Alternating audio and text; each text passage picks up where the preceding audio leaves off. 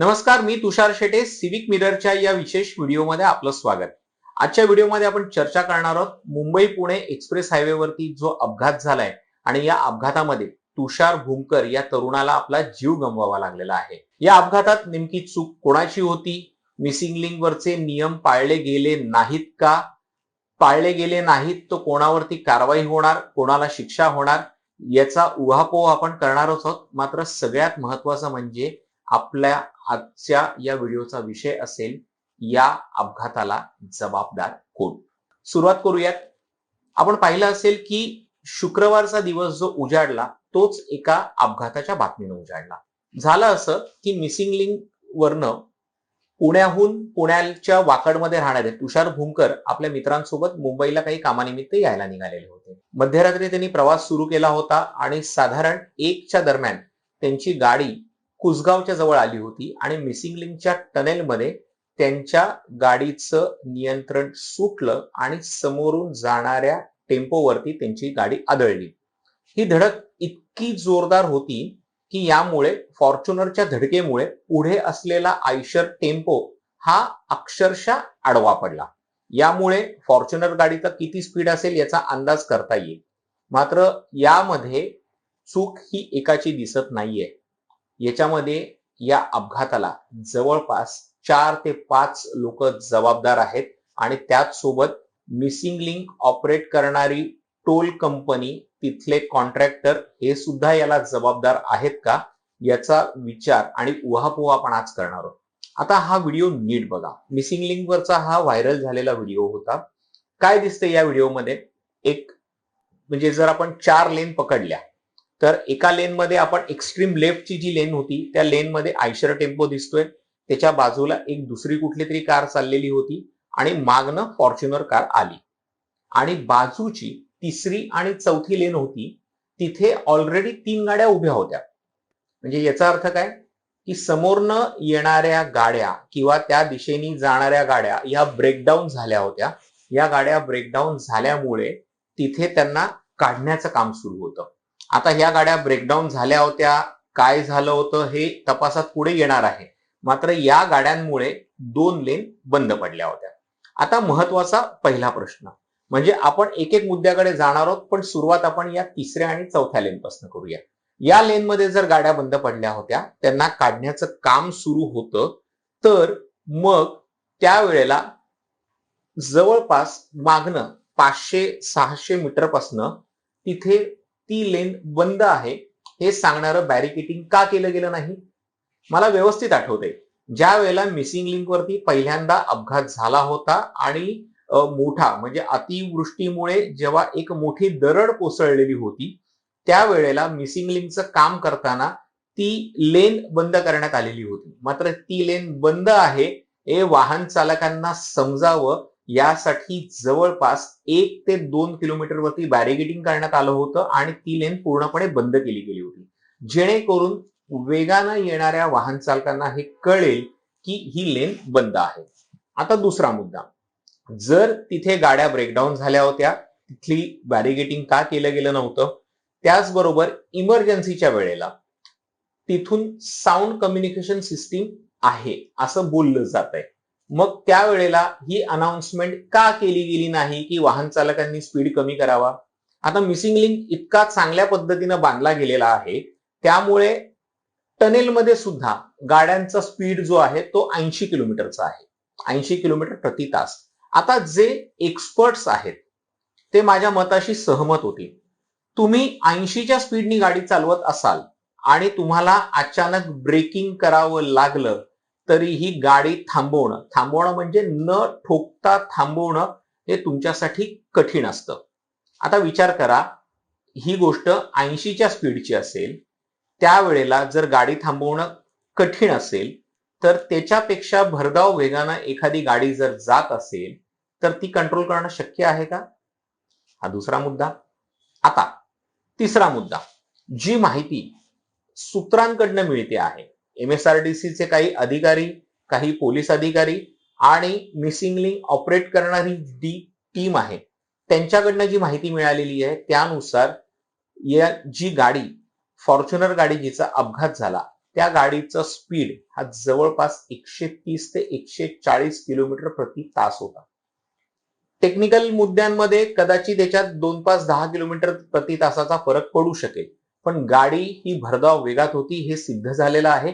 त्याचं कारण असं की गाडीने जर त्याला ठोकलं नसतं किंवा ठोकर दिल्यानंतर ज्या वेगाने ठोकर दिलेली आहे ते पाहिल्यानंतर आयशर टेम्पो तिथे खाली पडला, म्हणजे अक्षरशः चालणारा टेम्पो हा कलंडून पडलेला आहे.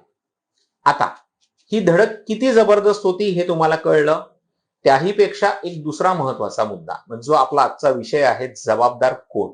आता फॉर्च्युनर कार सगळ्यात मोठी महागडी कार, जी सेफ सुद्धा मानली जाते.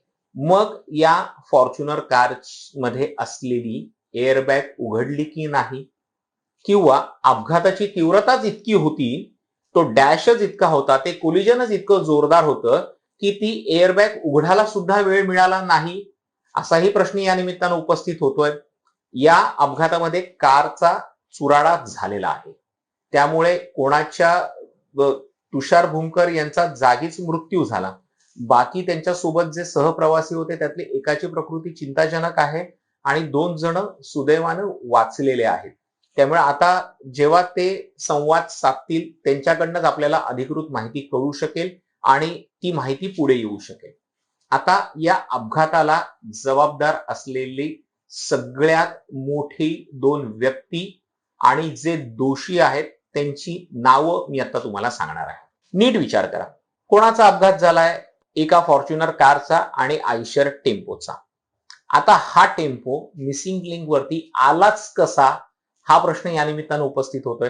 कारण की आपल्या सगळ्यांना माहिती आहे मिसिंग लिंक वरनं कुठल्याही हेवी व्हेकल्सला जायला परवानगी नाहीये. मागच्या 2 महिन्यांपूर्वी जेव्हा खंडाळा घाटामध्ये एक भीषण कंटेनरचा अपघात झाला होता आणि ज्याच्यातनं गॅस लिकेज होत होतं, त्यावेळेला खंडाळा घाट जवळपास 32-34 तास बंद होता आणि या अपघातानंतर मिसिंग लिंक तेव्हा सुरू व्हायचा होता.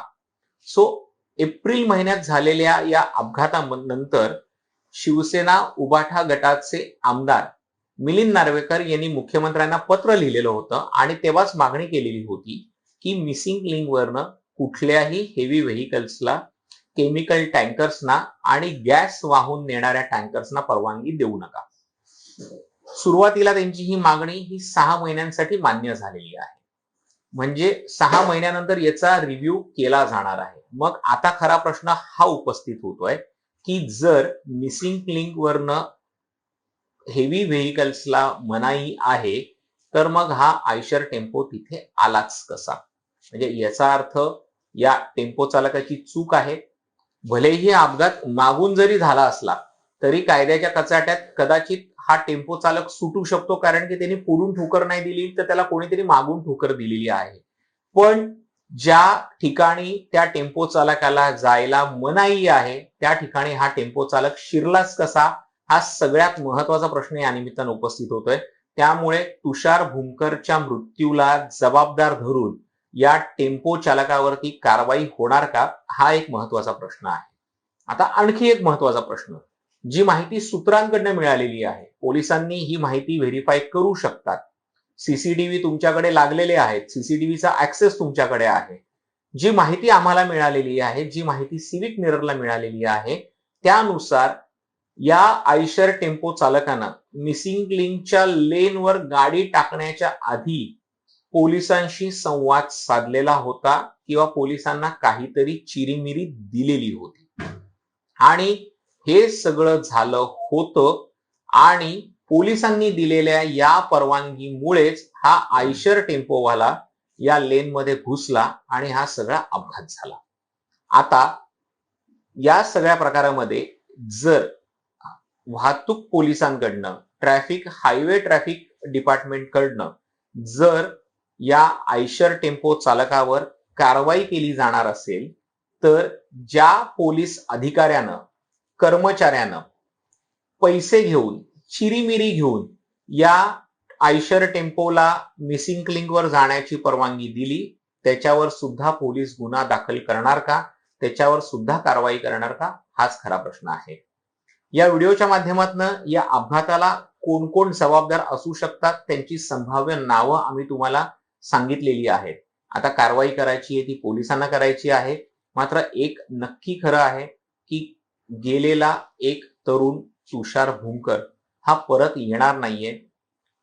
या अपघातामध्ये तुषारची चूक किती होती, टेम्पो चालकाची चूक किती होती, टेम्पो चालकाला परवानगी देणाऱ्या पोलिसाची चूक किती होती, हे सगळं आता ठराविक वेळेनंतर काळानंतर पुढे येईलच. मात्र एक निश्चित आहे की जर हायवेवर गाडी चालवताना आपल्याला आपला जीव वाचवायचा असेल, आपल्याला आपल्या परिवाराची काळजी घ्यायची असेल, तर वाहतुकीच्या नियमांचं पालन करणं ही तुमची आणि आमची ही सगळ्यांची जबाबदारी आहे. हा व्हिडिओ तुम्हाला कसा वाटला आम्हाला कमेंट करून नक्की सांगा. तुर्तास इथेच थांबतोय. धन्यवाद.